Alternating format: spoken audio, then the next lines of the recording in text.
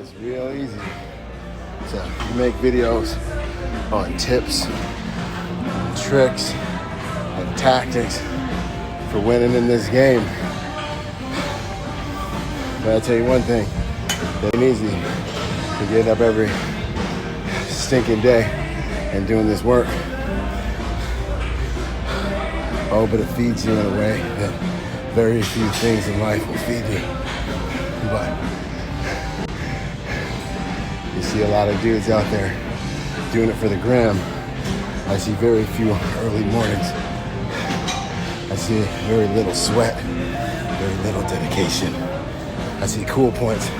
Anyways, about to get some of these magic pills in right quick. For some of us, you know, it's really, really, really cool that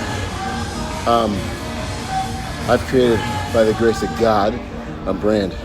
It's really, really cool. But I think it's really cool because the ability I have to help influence others positively is so super dope. You know what I'm saying? Like, I can help people that were where I was, you know, like when I was trying to find my way, it was just me, God, and darkness, trying to find my path, you know. Now I can be like, yo, check it out. Take a left up there. Watch out for the green plant on the side of the road. You know what I'm saying? Down, left, right, uppercut, right bumper, left bumper, start button. You know what I'm saying? That's the combination that I can help people. That's what's really cool about the brand. But to some of us, it's just ain't about the likes. Anyone who's been following me for a considerable amount of time knows whether I was on the ground or not, I was able to make big events or not, whether y'all ever see me in the course of your entire lifetime on any of these platforms or not, you know your boy be in here getting after. Your boy be trying to be righteous in the eyes of those who pay him to protect them one way or another. It's just a consequence of my being, the law of my nature. I'm a protector by nature and by trade. And what I'm creating this brand to do is to attract people who have that protection DNA. It's strengthen and empower, give them tools to make the world a safer place, but helping people become more dangerous and helping professional protectors to be able to outperform evil people.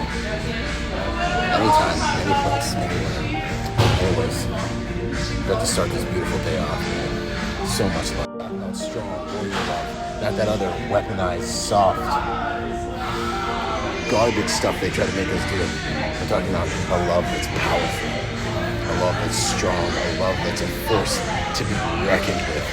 That's the type of love I wish for all of you, and I aim to wield a love that can protect, a love that can provide, very masculine, safe, beautiful, strong, unapologetically strong love. That's what I think the world needs. At least that's what I'm here to give. I'm going to try to approach something, and I don't know. We'll see. I don't know if I can, but see if we get the words, if the Lord will give me the words for it. But there's a lie we've been told, you know. There's lots of lies we've been told. But one of the lies that we've been conditioned to believe is that love is this like sweet, hushy-gushy, marshmallow, cinnamon, good feeling type of behavior, you know, and offering a gift to people. And, you know, I would say I've been loved so much more effectively if effectiveness is measured in the fruit it's given birth to in my life. If effectiveness can be measured in the value of the things that something has brought into my life, I'd say this other brand of love has been more effective, has, dare I say, been more valuable. I've learned so much more from pain than I've ever learned from pleasure. But just let me keep unpacking it right quick. You know, I feel like we've been sold, you know, another huge lie, which is that to love somebody is to exist for comfort and for happiness and all of these types of things, when what I believe I've experienced in my experience and what I've seen and done as a leader is been the one person willing to love someone in a hard way because it's what they need. The hard truths are the most valuable ones and the most important ones for you to grasp. They're hard because you have not grasped them yet. And therefore, what I seek to provide as often as is safe, right, is a whole different form of love.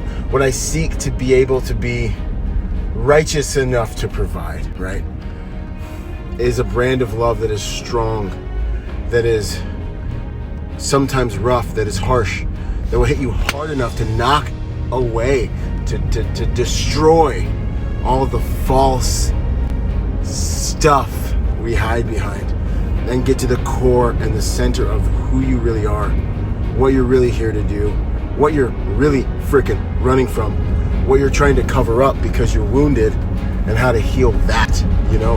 That's what this other brand of strong, safe, genuine, and selfless, masculine, very masculine, love can provide. The ability to deliver the truth in a way that is palatable to the listener,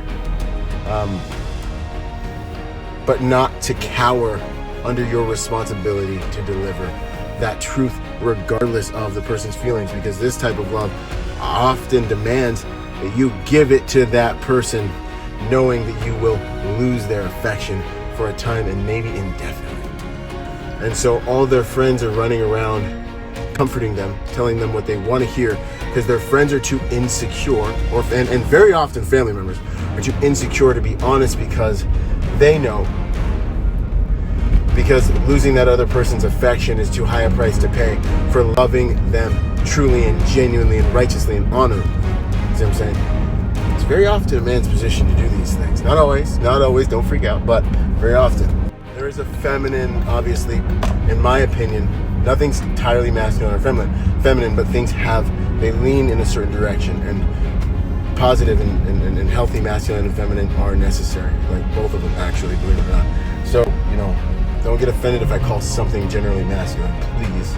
It's like saying this generally happens during the daytime, it's like light implies dark, day implies night, life implies death, ones, zeros, we need these things in healthy balance, right?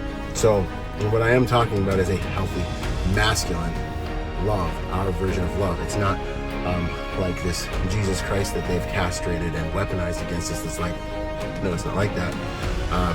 There's a lot of strength in that story if you ever read it for yourself and read it accurately. If you hear it in church, you've probably heard the weaponized version. I say all that to say, be the types of men, be the types of women, be the types of people, because it's all of our responsibility to bring this brand of love into the world that has done these things for yourself, that has disciplined yourself, that is rigorous in your ability to judge yourself, to look at reality and see what reality is telling you about your deficiencies, and then to go into the next room and to kill them, to kill your deficiencies so that you can be better, so that you can serve better, so that you can lead in righteousness and right standing with the people who depend on you, your God, and everything else. That type of discipline, you don't like the other type of discipline, like your mom just loves you. I don't know where that comes from, and she's able to comfort you generally and stuff. I don't know where that feminine superpower comes from, but I can tell you where the masculine one does. There's no hug like your mom's hug when you fall down and skin your knee, right? Dad's like, yeah, that's cool, bro, but you're bristling hard, yeah, dude, whatever. Give me mom, I get it. But when your dad embraces you, or when your dad needs to lead you and he needs to tell you to do a hard thing, there's an energy he needs to have, or any leader, that is one of congruence, authenticity, legitimacy, and the type of leadership to where they're not asking you to do anything that they haven't overcome. This is a bear he's already slain. There's a value that comes with that energy. And for us, warriors and fathers, and in some very, very often, unfortunate case, mothers, we must cultivate that inside of ourselves before we can impact the world with it. I love you guys. Boom. Strong love. Boom! What's up, you guys? Byron Rodgers here. And if that video meant anything to you, if it inspired you, if you appreciated it, I just want to ask you to possibly support us on Patreon. I generate hundreds of videos per year and spend thousands on free content for you guys per month because it simply is a passion of mine. It's the way that I want to contribute to the world, to the best of my ability. So obviously I'm going to continue to do it, but I wouldn't be able to make it sustainable without my partners who support me on Patreon. So thank you so much if you already do. And if you haven't done that, it's, for what you pay to McDonald's per month, you could help push the mission and this work forward. So anyways, either way, thank you so much. Like, subscribe, check the link below to support me on Patreon if you're interested in that. God bless, Semper Fi, and I'll see you on the next piece of content, y'all. Boom.